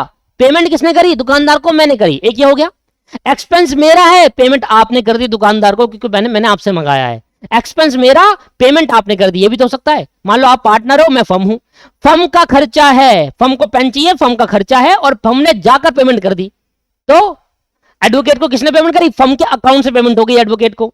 मैंने कहा मेरे पे अभी पैसे नहीं है, पार्टनर ने कहा चलो मैं पे कर देता हूं, तो बताओ अब आप मेरे से मांगोगे नहीं मांगोगे, मांगेंगे सर। तो अगर एक्सपेंस जो है वो फर्म का है, ये सेम केस डिसोल्यूशन चैप्टर में भी आएंगे, और वहां तो डिटेल में ही होगा, कुछ बहुत सारे केसेस आते हैं वहां पर। तो अभी बस स्टार्टिंग करते हैं थोड़ा सा ना, क्योंकि यहाँ पर ना देखो इंस्टीट्यूट जो मटेरियल है उसके अंदर इतना दे नहीं लगा, बुक के अंदर इतना दे नहीं लगा, बट सर आपको लॉजिक समझना बहुत जरूरी है, क्योंकि अगर ये चीज आपको समझ में आएगी तभी आपका एक बेस बनता हुआ चलेगा शुरू से ही। तो एक्सपेंस किसका, फर्म का, पेमेंट कौन करेगा, फर्म, तो क्या एंट्री पास होगी। एक्सपेंस किसका, फर्म का, एडवोकेट को पैसा किसने देना है, मेन बेसिकली फर्म ने देना है, पर पार्टनर ने कहा चलो हम दे देते हैं, हम फर्म से ले लेंगे। सिंपल सी बात है ना, लॉजिक नहीं है। मैंने आपसे पेन मंगाए, पेन मेरे थे भाई, आपने पेन मांगे मुझे दिया, आपने पेमेंट कर दी, तो आप पैसा मेरे से मांगोगे नहीं मांगोगे, मांगेंगे। तो अगर एक्सपेंस किसका, अगर एक्सपेंस है फर्म का और पेमेंट भी किसने करी, फर्म ने, तो एंट्री पता क्या होगी, एक्सपेंस को रिकॉर्ड करने के लिए अब क्या करूंगा, रेम्यूनरेशन या एडवोकेट फीस नहीं, एक्सपेंस को अब रिकॉर्ड होगा रिवैल्यूएशन नाम से। याद रखना, एक्सपेंस किस नाम से रिकॉर्ड होगा, रिवैल्यूएशन नाम से। तो एंट्री होगी revaluation account debit, revaluation account debit. और ये क्या है, खर्चा जो एडवोकेट को फीस दी। एक्सपेंस जो भी होगा वो डायरेक्टली हम कहां भेज देंगे, रिवैल्यूएशन। क्यों, हम दो एंट्री पास नहीं करेंगे, पहले आप लिखोगे advocate fees account debit to cash account, और फिर एडवोकेट फीस को ट्रांसफर कर देंगे, जैसे पीएल में ट्रांसफर करते थे ना खर्चे, अब डायरेक्टली रिवैल्यूएशन में भेज दो, है ना। तो revaluation account debit to cash या फिर बैंक, और नीचे लिख देंगे being advocate fees paid, being advocate fees paid, ठीक है सर। अच्छा, एक्सपेंस फर्म का था, खर्चे फर्म के, और पेमेंट भी फर्म ने करा, तो एंट्री होगी रिवैल्यूएशन टू कैश, खत्म कहानी। एडवोकेट को फीस दी और कैश मेरी जेब से चलेगा, किसकी जेब से, फर्म के अकाउंट से। अब जरा ध्यान सुनना, जब पेड करा किसने, पेड बाय पार्टनर, पार्टनर ने कहा चलो कोई बात नहीं एडवोकेट जी, फर्म के अकाउंट से क्या, हम अपने अकाउंट से आपको पे कर रहे हैं, हम फर्म से ले लेंगे। अच्छा, जब पार्टनर ने पे करा होगा तो क्या करा होगा, पार्टनर ने पे करा होगा तो at the time of payment, सारी एंट्री सिखा रहा हूं, at the time of payment, payment के टाइम में पार्टनर ने एंट्री पास करी होगी, पार्टनर की बुक, वैसे मुझे पार्टनर की बुक से मतलब नहीं, पर मैं सिखा रहा हूं, ये किसकी बुक में आएगा, पार्टनर्स की बुक में आएगा, जिसने पे करा होगा पार्टनर बुक में, पर मुझे फर्म की बुक में चाहिए होता है ना। तो एक बार सिखा दे रहा हूं, जब पार्टनर ने पेमेंट करी होगी, जब आपने दुकानदार को पैसे दिए होंगे तो आपकी जेब से पैसे चले गया होगा, हाँ सर मेरी जेब से पैसे चले गया होगा। क्या आपके लिए वो खर्चा है या नहीं है, सर मेरे लिए कोई खर्चा नहीं है, मैं तो किससे मांगूंगा, आप कहोगे आप तो मेरे से मांग लोगे, तो आप मेरे को क्या बना लोगे, डेटर। तो भाई जब पार्टनर ने पैसा दिया होगा तो पार्टनर अपनी बुक में क्या करेगा, कैश और बैंक से पैसे चले जाएगा उसकी जेब से, पार्टनर की जेब से, और ये पैसा किससे मांगेगा, अगर खर्चा पार्टनर का होता तो पार्टनर कहता फिर ठीक है खर्चा मैं रिजोल्व करूंगा, पर पार्टनर खर्चा थोड़ी ना है, खर्चा किसका था, फर्म का। तो पार्टनर कह रहा है कि भाई कैश और बैंक से पेमेंट मेरी जेब से गया है, पैसा मेरी जेब से गया है, पर यह पैसा खर्चा मेरा होता तो खर्चा मैं रिकॉर्ड करता, भाई जिसका खर्चा एक्सपेंस भी तो वही रिकॉर्ड करेगा। क्या पार्टनर खर्चा था, नहीं, पार्टनर तो पैसे देगा, ठीक है पैसे दे दिया, अब पार्टनर किससे मांगेगा, फर्म से मांग लेगा, पार्टनर किससे मांगेगा दोस्त, फर्म से मांग लेगा। क्लियर है या नहीं है, कैसे मांगेगा सर, मांगेगा सर ऐसे, पार्टनर कैपिटल अकाउंट, अगर मैं यहां फर्म लिख दूं तो सही नहीं लगेगा, देखो फर्म, जब भी मैं फर्म बोलता हूं इसका मतलब सभी पार्टनर आ जाते हैं, तो यहां पर सीधा लिखता हूं पार्टनर कैपिटल अकाउंट। तब पार्टनर कैपिटल अकाउंट डेबिट क्यों हुआ, क्योंकि फर्म से लिया जाएगा, फर्म को बना ली, और पार्टनर की कैपिटल को डेबिट क्यों करा गया, क्योंकि ये पैसा जो खर्च करा गया है, ये पैसा जो खर्च करा है किसी एक पार्टनर ने, और बाकी 4 पार्टनर है, एक पार्टनर ने खर्च करा, अब ये खर्चा किसका है, फर्म का, तो ये खर्चा सभी पार्टनर में बटेगा। जैसे कि एग्जांपल लेके चलता हूं कि मान लो आपने खर्चा करा 10,000 रुपए, और आपके पास कितने पार्टनर है, 4 पार्टनर है, तो 2,500 का हिस्सा आएगा, 2500 का हिस्सा आएगा सभी पार्टनर में, तो 2500 देंगे ए बी सी डी, भले डी ने ये 10,000 पे करा हो, ये 10,000 किसने पे करा, डी ने, तो अब जो खर्चा होगा ये फर्म देगी, फर्म का मतलब क्या, सभी पार्टनर, फर्म तो बिल्डिंग है वो कैसे देगा, फर्म के बुक्स ऑफ अकाउंट में रिकॉर्ड होगा, पर जेब से तो पार्टनर के निकाला जाएगा। भाई प्रॉफिट जब पार्टनर को मिलता है, आप खुद ही सोचो, मैंने आपको एक बात बताई थी शुरुआत में भी, जब वो पैसा पार्टनर को देंगे, प्रॉफिट होगा फर्म को तो पार्टनर को डिस्ट्रीब्यूट करता है, अब लॉस होगा जब फर्म को, वो भी पार्टनर से मांगेगा ना, यही तो चीज है। जब प्रॉफिट होता है तो फर्म पार्टनर को डिस्ट्रीब्यूट कर देता है, अब जब लॉस होगा तो पार्टनर से लिया जाएगा। तो भाई डी ने मान लो 10,000 पे करा है, तो ये 10,000 किस में बटेगा, सब में बटेगा, तो ए बी सी डी, वो भी तो पार्टनर है, वो भी तो फर्म का हिस्सा है, तो डी में बटेगा। तो डी कहेगा भाई देखो 2,500 तो तुम्हारे हिस्से में, ये फर्म का 10,000 पे है, तुमने अपनी जेब से पे कर दिया, अगर ये 10,000 को चारों दिनों में बांटे तो 2,500 मिल रहा है, तुमने 10,000 पे करा, 2,500 अपने जो तुम्हें देने हैं वो तो काट लो, बाकी जो 8,500 है वो 7,500 वो हमसे ले लो, तो इस तरीके से बनेगी वो। आप यहाँ पर फर्म में लिख सकते हैं, पर हमें इस एंट्री से कोई मतलब नहीं है, मैं आपको बता रहा हूँ ना, क्योंकि हम पूरी पार्टनरशिप पढ़ लेंगे पर पार्टनर की बुक्स अकाउंट में कोई भी एंट्री पास नहीं करेंगे, पर फिर भी मैं आपको बता रहा हूँ ये एंट्री नॉट यूजफुल है इन द, पर मैं सिखा रहा हूँ कि फर्म पार्टनर क्या करेगा बुक्स अकाउंट में, एंट्री जो यूजफुल है वो वाली है, in the books of firm, in the books of firm. अब फर्म क्या करेगा, फर्म कहेगा भैया ठीक है खर्चा मेरा था, खर्चा मेरा था, अब ये वाला केस भूल जाओ आप, ये वाला देखो, खर्चा फर्म का था, पेमेंट पार्टनर ने कर दी, पार्टनर ने कैश दिया, अब मैं पार्टनर को दूंगा, तो जब मैं पार्टनर को दूंगा तो पार्टनर की कैपिटल बढ़ा दूंगा, ठीक है सर। फर्म, ये फर्म के पॉइंट ऑफ व्यू से है, किसके पॉइंट ऑफ व्यू से, फर्म पॉइंट ऑफ व्यू, और वो पार्टनर के पॉइंट ऑफ व्यू, इसको मत याद करना, इससे मतलब नहीं होता हमारा पार्टनर के, हमसे को फर्म की बुक से मतलब होता है।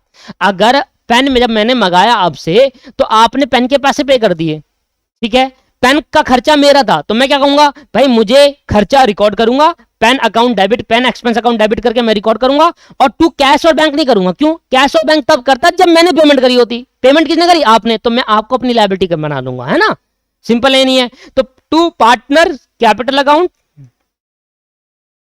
ठीक है, ये क्यों मेरी लायबिलिटी बन गई, क्योंकि मेरे बदले का खर्चा आपने पे करा, खर्चा मेरा था इसलिए खर्चा रिकॉर्ड करूंगा, क्या, जब भी मैं खर्चा रिकॉर्ड करूंगा एंट्री पास करूंगा revaluation account debit, revaluation account debit, और रिवैल्यूएशन अकाउंट डेबिट करके पार्टनर कैपिटल अकाउंट को डाल दूंगा, और ये वो एक्सपेंस है, ये वो एक्सपेंस है जो अदर एक्सपेंस है, वो एडवोकेट को फीस दी, पार्टनर ने बदले में दे दी, अब मैं पार्टनर को दूंगा, तो ये ऑलरेडी एंट्री में पास कर चुका, ये एंट्री पास कर सकता हूं मैं, रिवैल्यूएशन अकाउंट डेबिट टू, तो रिवैल्यूएशन क्या हो रहा है सर, डेबिट, किसकी वजह से, कैश और बैंक की वजह से,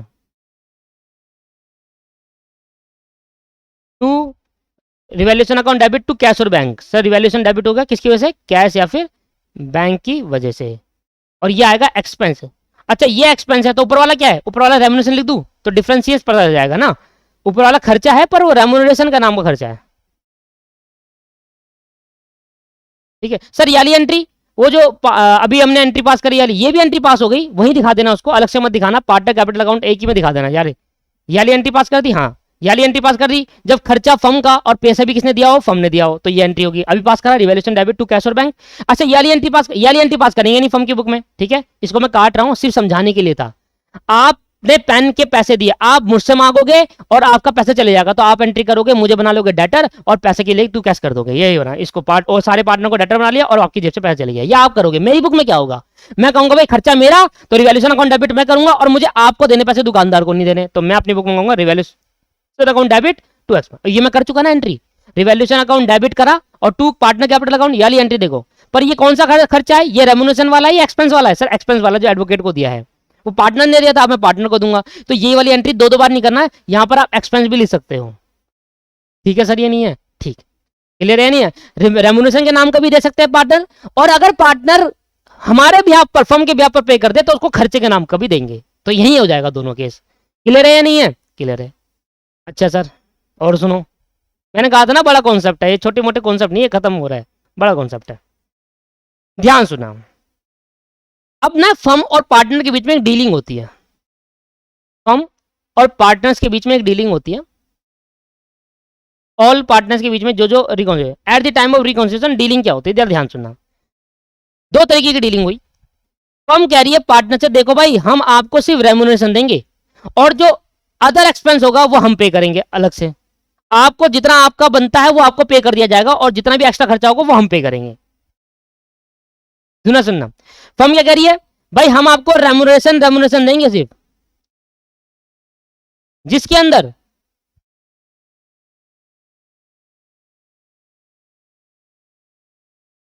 हम आपको रेम्यूनरेशन देंगे जिसके अंदर एक्सपेंस नॉट इंक्लूडेड है, एक्सपेंस हम अलग से पे करेंगे, आपको नहीं दे रहे पैसे हम, एक्सपेंस नॉट इंक्लूड। क्या मतलब हुआ सर, मतलब यह है कि आप पार्टनर हो मैं फर्म हूं, आप कह रहे हो सर ऐसा करते हैं आप हमें सिर्फ रेम्यूनरेशन दे देना और जो भी एक्स्ट्रा खर्चा होगा वो आप अपने अकाउंट से पे करना, हमें मत देना उसका।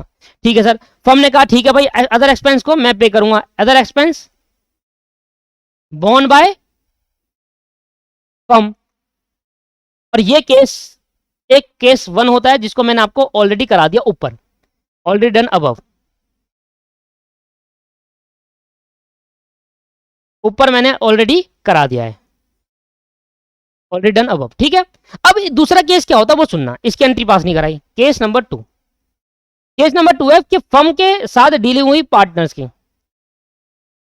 मान लेते हैं कि ये पार्टनर को रेम्यूनरेशन दिए 20,000 रुपए, सभी पार्टनर को मिलाकर 20,000 देनी है और अदर एक्सपेंस हुए 10,000 रुपए, तो फर्म क्या करेगा, फर्म अलग अलग पेमेंट करेगा, अपने अकाउंट से रेम्यूनरेशन के नाम पे 20,000 निकालेगा पार्टनर का और अपने नाम पे अदर एक्सपेंस निकालेगा 10,000 रुपए दे देगा अदर एक्सपेंस का। मतलब फर्म कह रहा है कि भाई देखो सारे खर्चे मैं बोन करूंगा, रेम्यूनरेशन मैं आपको दूंगा जितना बनेगा और अदर एक्सपेंस जो होगा वो मैं पे करूंगा, ऐसा फर्म कह रहा है। अब फर्म ने क्या कहा, फर्म ने कहा सर मैं ज्यादा झंझट नहीं पालूंगा, मैं कह रहा हूं कि भाई मैं आपको टोटल दे दूंगा 30,000 रुपए, टोटल दे दूंगा 30,000 और ये 30,000 के अंदर क्या इंक्लूड होगा, एक तो आपका रेम्यूनरेशन, एक तो आपका रेम्यूनरेशन और एक आपका वो अदर एक्सपेंस जो एडवोकेट को आप पे करोगे, ये दोनों इंक्लूड करके मैंने आपको पैसा पकड़ा दिया, मैं ज्यादा झंझट नहीं पाल रहा, मैं आपको सिर्फ रेम्यूनरेशन दे दूंगा, उसी रेम्यूनरेशन के अंदर एक्सपेंस भी इंक्लूड है, अब आगे जाके जितने भी खर्चे होंगे आप पे करना।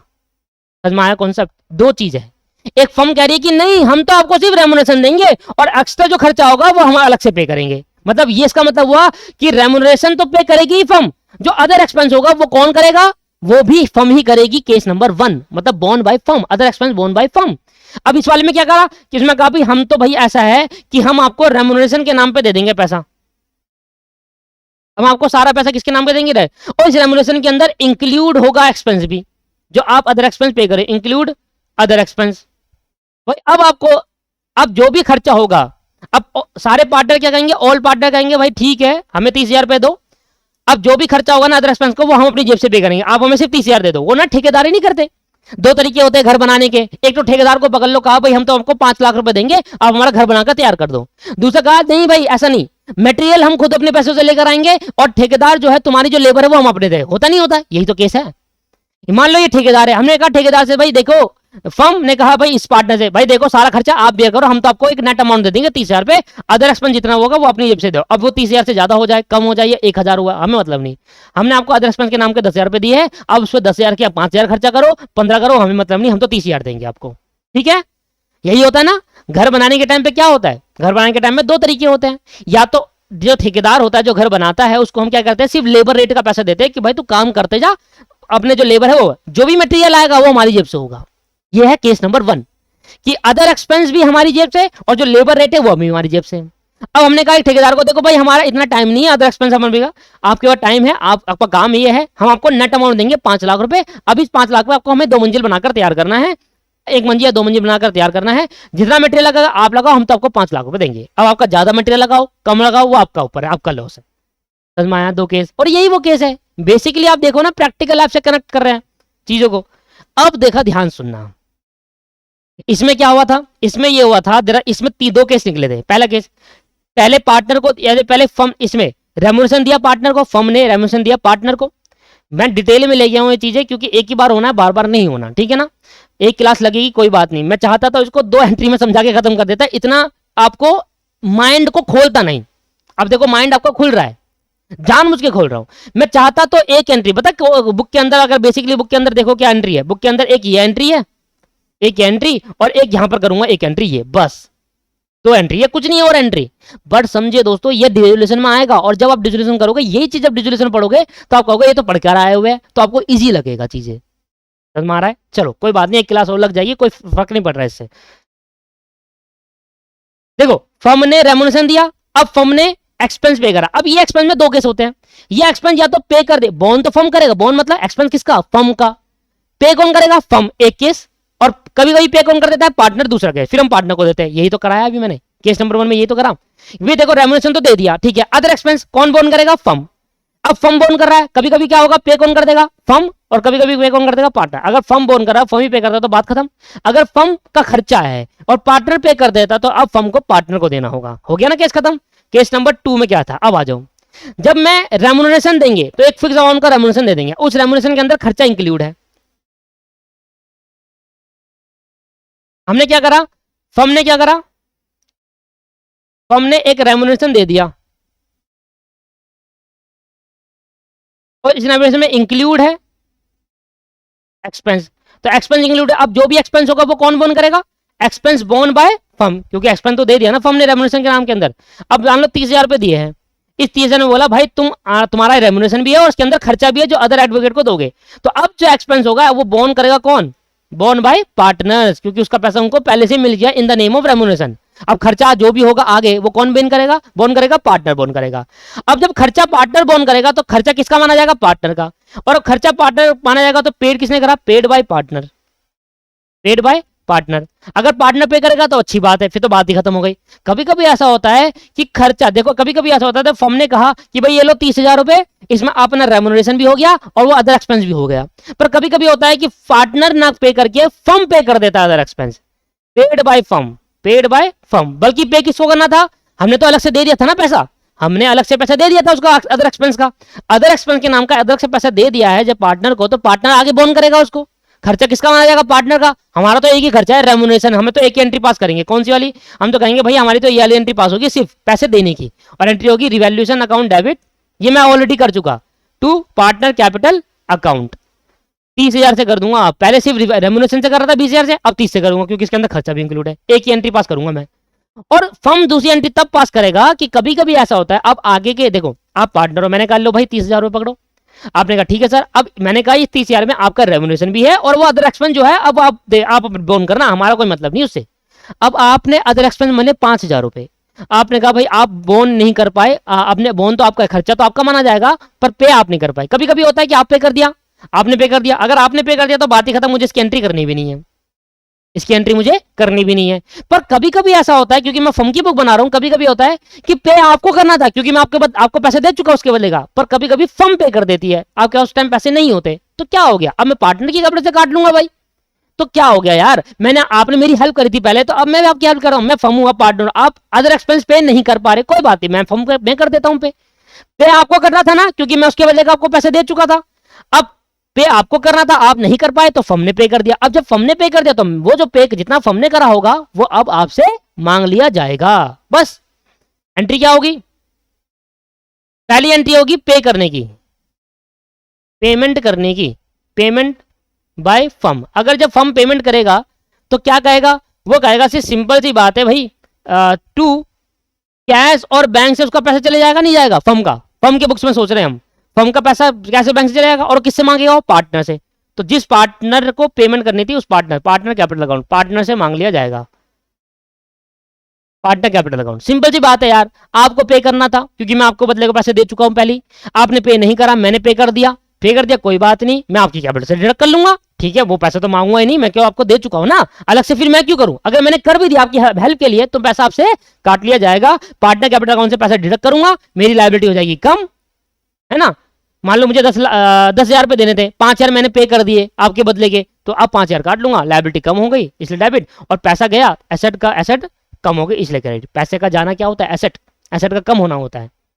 और ये एंट्री होगी, ये एंट्री तब होगी जब खर्चे का पेमेंट करना था पार्टनर को और पे कर दिया फर्म ने, तो फर्म अब पार्टनर से लेगा, और फर्म जब लेगा तो वो कहेगा भाई मैंने पैसा गया मेरी जेब से और ये पैसा मैं पार्टनर की कैपिटल से डिडक्ट कर लूंगा। क्लियर है या नहीं है, क्लियर है, ठीक है।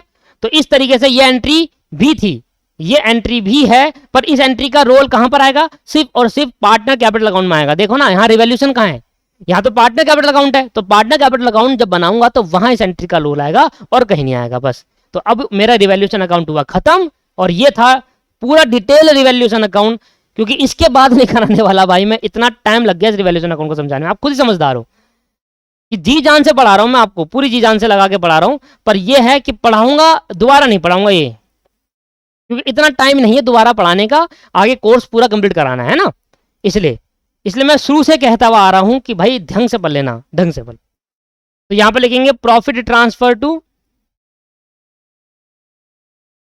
लिख देंगे पार्टनर, जो भी पार्टनर होंगे उनका नाम देंगे partners capital account,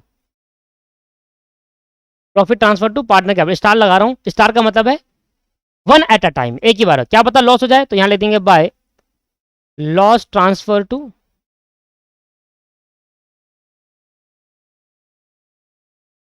partner capital account. Partner का नाम आएगा, जो पार्टनर होंगे ना उनका नाम आएगा एबीसी, और किसमें बचेगी, ओल्ड रेशियो में बटेगा। सर ये तो मैं पहले ही बता चुका, ओल्ड रेशियो में क्यों बांटेंगे, क्योंकि आगे जाकर एडजस्टमेंट ना करनी पड़े, बटे तो ओल्ड रेशियो में जाएगा आगे, ठीक है। स्टार लगा रहा हूं, स्टार का मतलब क्या होता है, तो प्रॉफिट होगा या फिर लॉस होगा, मतलब एट अ टाइम एक ही बार अपीयर हो सकता है, उससे ज्यादा अपीयर नहीं हो पाएगा ये। और the end of the revaluation account, दोस्तों इंपॉर्टेंट चीज ये हर कोई बेटर तरीके से समझा देता है, समझाने का मैटर ये होता है दोस्तों, ये हवा में इसको नहीं समझाया जाता, ये तो सिंपल होता है, लायबिलिटी का बढ़ना हमारे लिए लॉस है, लायबिलिटी का कम होना हमारे लिए फायदा है, एसेट का बढ़ना हमारे लिए फायदा है, एसेट का घटना हमारे लिए लॉस है, सिंपल। समझने वाली चीज ये होती है दोस्तों जो आगे जाकर आपको हेल्प करती है, ठीक है। चलो तो क्लियर है या नहीं है, समझ में आ गया। अब जनरल एंट्री करते हैं फॉर रिवैल्यूएशन अकाउंट। वैसे जनरल एंट्री बड़ी आसान है, मैं नीचे नहीं साइड में कर लेता हूँ, बार बार ऊपर नीचे करना पड़ेगा ना, यहां कर देते हैं जनरल एंट्री, आप नीचे उतार लेना जर्नल एंट्री, और वो भी किसकी, रिवैल्यूएशन। पहली एंट्री एसेट का बढ़ना, नाम लिख दोगे आप, इंक्रीज इन एसेट, एसेट का बढ़ना क्या होता है, देखो एसेट का बढ़ना क्रेडिट होगा तो एंट्री होगी, अरे यार लेजर टू जनरल नहीं बनाना आता, सिंपल देखो ना, रिवैल्यूएशन अकाउंट क्या हो रहा है, क्रेडिट, ठीक है, क्रेडिट कर देंगे रिवैल्यूएशन को, और किसकी वजह से, इंक्रीज इन एसेट की वजह से। आओ sir, asset account debit to revaluation account, asset account debit to, being, narration क्या डालोगे, नरेशन डालना एसेट के बढ़ने की वजह से, फायदा हुआ, प्रॉफिट हुआ इसलिए क्रेडिट करा, और एसेट बढ़ गई इसलिए डेबिट करा, एसेट का बढ़ना डेबिट, और रिवैल्यूएशन अकाउंट क्या हो रहा है, क्रेडिट, किसकी वजह से, डिक्रीज इन लायबिलिटी, लायबिलिटी के घटने की वजह से, लायबिलिटी को घटाने के लिए क्या करना पड़ेगा, डेबिट, तो liability account debit to revaluation, अभी मेरा फायदा हो गया, ठीक है। अब आगे रिवैल्यूएशन अकाउंट फिर क्या हो रहा है, क्रेडिट, मतलब फिर फायदा हो रहा है, किसकी वजह से, अनरिकॉर्डेड एसेट की वजह से, तो रिवैल्यूएशन अकाउंट क्या कर देंगे, क्रेडिट। रिवैल्यूएशन अकाउंट को क्रेडिट करेंगे क्योंकि रिवैल्यूएशन अकाउंट क्रेडिट हो किन की वजह से, एक तो एसेट के बढ़ने की वजह से, लायबिलिटी के घटने की वजह से, और अनरिकॉर्डेड एसेट की वजह से। और जो भी यहाँ रिकॉर्डेड अनरिकॉर्डेड एसेट का नाम होगा वो आएगा, ठीक है, एसेट का नाम आएगा यहाँ पर। भाई एक बार जब आपको फॉर्मेट समझा दिया, एंट्री समझा दिया, फिर एंट्री लेजर पोस्टिंग से जनरल एंट्री करना बड़ा सिंपल होता है ना। भाई रिवैल्यूएशन अकाउंट को हमने क्या करा है, रिवैल्यूएशन अकाउंट क्या हो रहा है, क्रेडिट। रिवैल्यूएशन को कर दो क्रेडिट, किन किन वजह से, 1 2 3 जन की वजह से, ये वजह से डेबिट। तो ये debit account debit to revaluation, liability account debit to revaluation, unrecorded asset account debit to revaluation credit होगा। अब देखो रिवैल्यूएशन क्या हो रहा है, डेबिट। अब रिवैल्यूएशन को डेबिट करूंगा, इन्हीं वजह से डिक्रीज एसेट एसेट कर दूंगा क्रेडिट। सिंपल है ना। रिवैल्यूएशन को क्या कर रहा हूं, डेबिट। रिवैल्यूएशन डेबिट हुआ है किसकी वजह से, एसेट की घटने की वजह से, लायबिलिटी की बढ़ने की वजह से, तो एंट्री पास कर दो। अब रिवैल्यूएशन क्या करूंगा, एक ही में कर देता हूं, वैसे अलग अलग पास करना है आपको। रिवैल्यूएशन अकाउंट डेबिट हो रहा है, ठीक है, टू एसेट के कम होने की वजह से डेबिट होता है, टू लायबिलिटी के कम होने, लायबिलिटी के बढ़ने की वजह से, लायबिलिटी बढ़ाओ डेबिट क्रेडिट साइड से, एसेट घटती है डेबिट साइड से, है ना, और अनरिकॉर्डेड लायबिलिटी की वजह से डेबिट हो रहा है। 3 एंट्री अलग अलग होगी, revaluation account to asset, revaluation account to liability, revaluation account to unrecorded liability. और वैसे तो पार्टनर कैपिटल अकाउंट है और कैश और बैंक, इसकी एंट्री में ऑलरेडी समझा चुका आपको। एंट्री में ज्यादा टाइम नहीं लगता है, एंट्री तो बस सिंपल होती है दोस्तों। एंट्री में क्या है, कुछ भी नहीं है, आपने रिवैल्यूएशन अकाउंट बना लिया। अब देखो रिवैल्यूएशन क्या हो रहा है, डेबिट। डेबिट कर दो किसकी वजह से, उनको क्रेडिट कर दो। रिवैल्यूएशन क्या हो रहा है, क्रेडिट कर दो किसकी वजह से, जिसकी वजह से हो रहा है उनको डेबिट कर दो, सिंपल है। और आपको वैसे भी समझो, वैसे भी समझो, छोड़ो ना उसको, लेजर टू जनरल छोड़ो, आप डायरेक्ट समझो कि एसेट बढ़ेगा तो क्या होगा, फायदा, और सारे फायदे और सारे घाटे कहां जाएंगे, रिवैल्यूएशन में। तो सारे फायदा हो जाएगा, एसेट को बढ़ना फायदा, और एसेट बढ़ेगा तो डेबिट। लायबिलिटी का घटना क्या होता है, फायदा, और लायबिलिटी घटेगी तो क्या होगा, डेबिट। तो लायबिलिटी का डिक्रीज होना डेबिट हो गया, और लायबिलिटी का डिक्रीज होने से होता है फायदा, तो हो गया क्रेडिट। अच्छा, एसेट का कम होना, एसेट कम करने के लिए क्या करना पड़ता है, क्रेडिट, और इससे क्या होगा, लॉस होगा, तो लॉस के लिए रिवैल्यूएशन डेबिट, और एसेट के कम होने के लिए क्रेडिट। लायबिलिटी का बढ़ना क्या होता है, क्रेडिट। लायबिलिटी बढ़ेगी तो लॉस होगा, तो लॉस को के लिए क्या कर दिया, रिवैल्यूएशन डेबिट, और लायबिलिटी का बढ़ना क्रेडिट। वैसे समझ लो यार, है ना भाई। डायरेक्टली आपको जनरल एंट्री पूछ ली जाए तो क्या होगा। चलो भाई, ये तो हुआ खत्म आज की क्लास के अंदर रिवैल्यूएशन, और बड़ा इंपॉर्टेंट टॉपिक था रिवैल्यूएशन, और जो कि मैंने पूरी चीजें लगा के आपको रिवैल्यूएशन बता दिया, ठीक है। ये होगा case number 1, when revised value will be recorded in the books of account। अगर मैं रिवाइज वैल्यू को बुक्स अकाउंट में रिवॉर्ड करता हूं, करूं, अगर मैं रिवाइज्ड वैल्यू को बुक्स अकाउंट में रिकॉर्ड करूं तो क्या एंट्री पास होगी। और अगर मैं रिकॉर्ड नहीं करना चाहता, मैं ओल्ड वैल्यू को ही रखना चाहता हूं, तो उस केस के अंदर क्या अकाउंटिंग ट्रीटमेंट होगी। तो अभी मैंने क्या सिखाया, केस 1 सिचुएशन 1। अगर आप रिवाइज्ड वैल्यू को बुक्स अकाउंट में रिकॉर्ड करना चाहते हो तो इस तरीके से अकाउंटिंग ट्रीटमेंट करी जाएगी, और अगर नहीं करना चाहते तो नेक्स्ट क्लास में देखेंगे। पहले इसका एक क्वेश्चन करते हैं अभी यार, इसका क्वेश्चन मैंने बनाया नहीं, भूल गया मैं तो बनाना। इसके क्वेश्चन मैंने बनाया नहीं दोस्तों, बुक्स में ना डाला नहीं अभी मैंने इसके क्वेश्चन। कोई बात नहीं, तो अब मुझे अगली क्लास में लगाना पड़ेगा। अगली क्लास में मुझे कॉन्सेप्ट भी बताना है, वैसे तो पहले एक क्वेश्चन कराना है इसके बदले का। पहले मैं इसके बदले के क्वेश्चन में डाल देता हूँ, ठीक है, अपनी बुक्स में, फिर उसके बाद आपको कराता हूँ, क्योंकि मैंने अभी डाला नहीं, तो मैं देख रहा था बुक के अंदर, मुझे मिला ही नहीं वो, मैं भूल गया उसको रिकॉर्ड करना। तो रिवैल्यूएशन के अकाउंट के क्वेश्चन में डाल देता हूँ एक बार बुक के अंदर। बुक आपको कहाँ मिलेगी, टेलीग्राम चैनल पे जाइए, दीपक क्लासेस सर्च करिए टेलीग्राम पे, वहाँ जाना, पार्टनरशिप नोट करके लिखना, आप सर्च करना पार्टनरशिप नोट, या फाइल में जाकर देखना, तो आपको मिल जाएगी बुक वहाँ पर। और मैं नई बुक भेज दूंगा अपडेट करने के बाद, और क्वेश्चन डालता हूँ ना इसके अंदर, रिवैल्यूएशन अकाउंट के क्वेश्चन डाल देते हैं, फिर जो दूसरी अकाउंटिंग ट्रीटमेंट है केस नंबर 2 की, उसके क्वेश्चन डाल देता हूँ, फिर एक फुल फ्लैश क्वेश्चन डाल देता हूँ, है ना, उस तरीके एक एडजस्टमेंट क्वेश्चन डाल देता हूँ, उससे आपको समझ में आएगा। अभी तक जो मैंने क्वेश्चन कराया आपको कॉन्सेप्ट वाइज, अब ये क्वेश्चन होते हैं बड़े, इनको लिखने से अच्छा तो भाई इनको पहले से पीडीएफ में डाल दो, ठीक है। तो नेक्स्ट क्लास में मिलेंगे, ठीक है। वैसे तो मेरा पर्पस था कि आज की क्लास में आपको क्वेश्चन कराऊं, पर मुझे क्वेश्चन लिखने में आधा घंटा लग जाएगा, बड़ा क्वेश्चन है वो, इसलिए पहले मैं लिख कर ले आऊंगा, आपको फिर अगली क्लास में समझा दूंगा। अगली क्लास में क्वेश्चन भी कॉन्सेप्ट भी करेंगे, ठीक है दोस्त। चलो आज की क्लास को यहीं पर, नेक्स्ट क्लास में मिलते हैं। Thank you very. अगर आपको लाइक अच्छी लगती है तो लाइक भी करें, कमेंट करें, बताइए, ठीक है। Thank you.